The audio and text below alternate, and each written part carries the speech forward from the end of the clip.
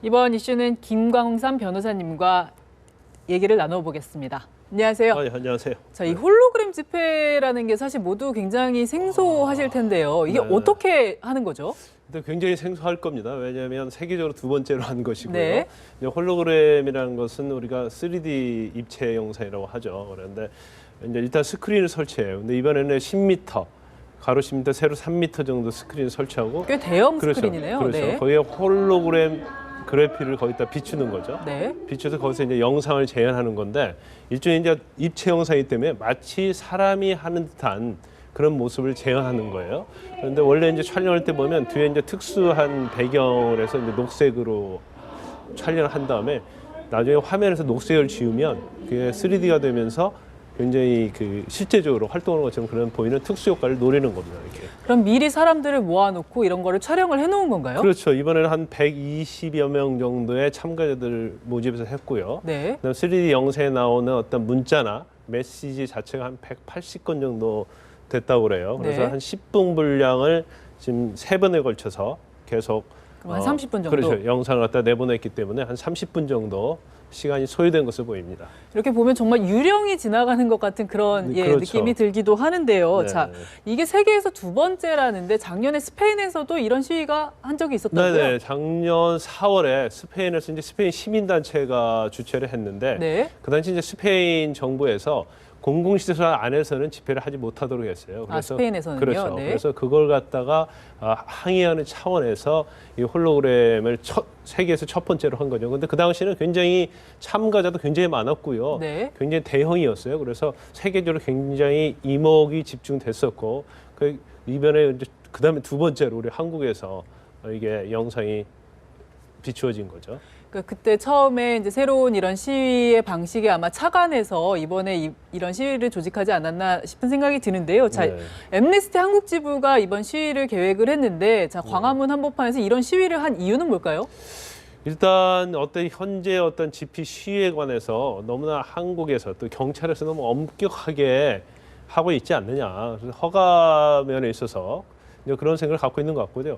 작년에 지난달 25일 날 그 청와대 근처에 있는 청운동 주민센터에서 시위를 하겠다고 신고를 했어요. 앰네스티에서? 그렇죠. 네네. 국제 앰네스티 한국집에서 시위를 하겠다고 신고를 했는데 경찰서 불허했거든요. 아, 그렇군요. 그러면 이렇게 한국에서 어떤 집회 시위에 관해서 이렇게 엄격하게 제한을 하는 것은 불편부당하고 그래서 헌법에 위반된다. 이제 그런 메시지를 전달하기 위해서 이번 시위를 갖다가 주최한 것으로 보입니다. 이 광화문 광장에서는 근데 집회 시위 허가가 잘 안 나고 이번에 네. 아마 문화재로 이제 신고를 해서 그렇죠. 이 행사를 기획을 한 것 같은데요. 자, 이렇게 홀로그램 영상을 띄워서 하는 거 이것도 집회로 볼 수 있는 건가요, 변호사님? 일단 영상을 보여주는 거잖아요. 네. 영상을 보여주기 때문에 어떤 집회 시위에 관한 법률에서 규정하고 있는 것은 이제 다중이 모이하는 거죠. 실제 그렇죠. 사람이. 네. 여러 사람이 모여서 그 장소는 반드시 자유로운 장소야고요. 거기서 시위와 행진을 하든지 아니면 다중이 모여서 어떤 유세나 기세를 보여주는 걸 뭐 구호를 외친다거나. 그렇죠. 네. 그거 갖다 시위로 보고 있거든요. 그렇기 때문에 이것은 영상을 단순히 촬영해서 그걸 보여주는 거에 불과했기 때문에 이건 집회 시위를 좀 보기 어려운 측면이 있죠. 현행법상. 네. 그리고 이게 아마 국제 앰네스티 한국 지부에서도 또 집회 시위를 하려고 했던 것 같아요. 그런데 그것이 허가 나지 않으니까 이런 식으로라도 하겠다 해서 문화재 형식으로 서울시에다가 허가를 받고 이번에 주최를 한 것입니다. 이 경찰은 이제 이 홀로그램 시위 계획이 알려지니까 만약에 이 안에서 구호를 외치거나 이런 것들이 있으면 집회로 간주해서 대응하겠다 이런 방침을 내놨었거든요. 네.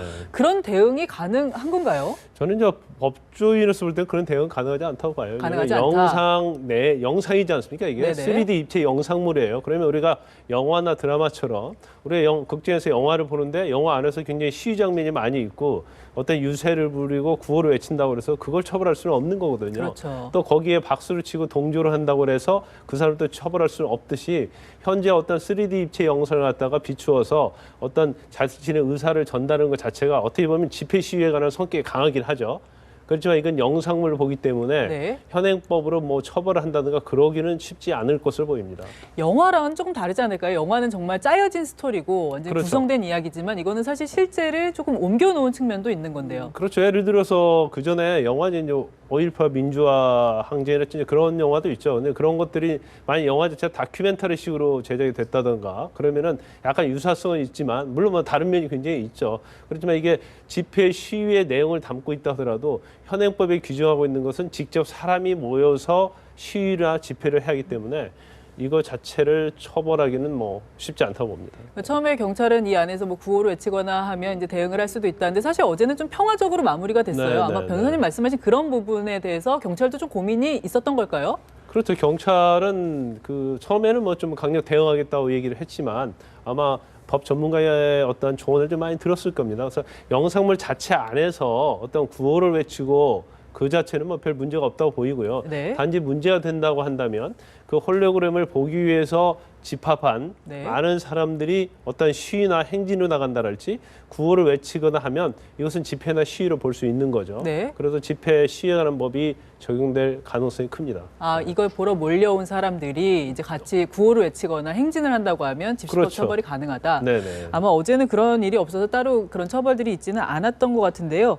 자, 지금 이렇게 신종 시위까지 등장을 했는데 사실 우리나라 시위 변천사를 조금 간단하게 살펴본다면 사실 7, 80년대에는 그 시위라고 하면 화염병 그렇죠. 하고 최루탄으로 좀 대표되는 게 시위 문화 네네. 아니었나요? 네, 뭐 최근에 광화문에서도 굉장히 폭력 시위 때문에 문제가 되지 않았습니까? 그래서 이게 IT 산업이 발달하면서 아마 시위 문화도 좀 많이 바뀌어질 거라 생각하고요. 네. 그 전에 이제 화염병 투척되고 아니면 뭐 공공기밀 파손하고 그런 것들이 폭력적인 그런 시위가 굉장히 반복되고 있지 않습니까? 물론 어떤 민주화 사회가 되고 어떤 서로를 소통할 수 있고 화합할 수 있으면 좋겠지만 민주사회라는 게 근본적인 특징이 서로 다른 의견을 표출하고 시위나 집회를 보장하는 목적도 소수자 또는 뭐 다수자의 의견을 어떤 기세를 통해서 보여주자는 거 아니겠습니까? 그래서 그것만 다 반드시 보장돼야 하는데 그 보장 자체가 어떤 법에 위반되는 폭력적인 면으로 간다는 것은 문제가 있겠죠.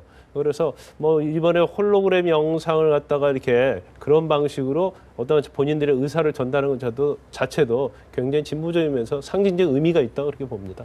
그런데 그 엠네스티를 비롯해서 이제 시민단체 쪽에서는 그 너무 당국에서 집회 시위에 대해서 허가도 너무 안 내주고 너무 네. 제한한다, 억압한다 이렇게 보는 측면들이 있는 것 같거든요. 여기에 대해서는 어떻게 생각하세요? 일단 그건 경찰의 어떤 재량적인 사항인데요. 가장 경찰이 제한적 사유를 삼고 있는 게 교통 불편이거든요. 교통 불편, 예. 특히 장소 자체가 어떤 교통에 영향을 많이 미치는 경우에는 시위자 몇몇보다는 다른 사람이 굉장히 불편을 초래하기 때문에 그걸 기준으로 하는데 지금 요즘 보면 좀 약간 너무 엄격하게 제한되지 않나 싶어요. 왜냐하면 네. 집회 시위가 민주사회 또 헌법이 보장하는 기본권이고요.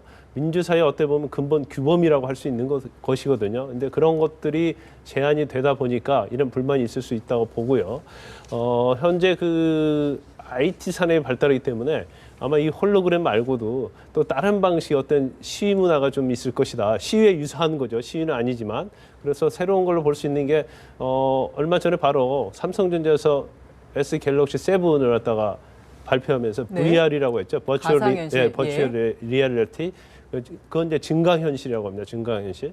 그리고 그런 것을 이용한다랄지 또는 가상현실을 이용한 그런 시위, 그러한 자기들의 의사를 전달하고자 하는 그런 것들이 좀 많이 앞으로는 많이 발달되고 많이 보여지지 않을까 봅니다. 그렇게 여러 가지 새로운 형태의 시위 현상들이 나오다 보면 사실 이 경찰에서는 좀 더 고민이 깊어질 것 같은데 현행법으로 지금 어떻게 다뤄질 수 없는 부분들이 그렇죠. 생길 것 같은데요. 그러니까 법이란 자체가 사실 과거에 어떤 일이 있는 걸 전제로 해서 만들어진 거거든요. 네. 그래서 이 법 자체가 IT 어쩌면 현재 어떤 최첨단 기술의 발전을 따라가지 못한 면이 있죠. 물론 뭐 영상물 자체를 처벌한다는 것은 위헌 소지가 좀 있어요. 또 법으로 만들어진다 하더라도 이게 과연 헌법 위반되지 않느냐 그런 문제는 소지는 있지만 이 집시법뿐만 아니라 다른 영역에서도 법이 굉장히 IT 산업에 빨리빨리 못 따라가죠. 네. 뭐 드론이랄지 요즘 많은 로봇이랄지 그런 거 있지만 한국에서는 아직도 법 자체는 옛날로 머물러 있단 말이에요. 이제 그러한 부분들이 이제 충돌을 하게 되고 거기서 어떻게 국민의 기본권을 보장해야 하느냐 그런 부분도 법이 제정이나 개정하는 데 있어서 굉장히 영향을 많이 미칠 것으로 보입니다. 기술의 발전으로 등장하는 이런 시위 문화 그리고 이거를 규제하는 어떤 법에 대해서도 좀 기본권을 조금 보장하는 쪽으로 고민이 필요하다. 그렇죠. 이런 말씀이시네요. 네네. 예. 알겠습니다. 오늘 말씀은 좀 여기까지 듣겠습니다. 네. 고맙습니다. 네, 감사합니다.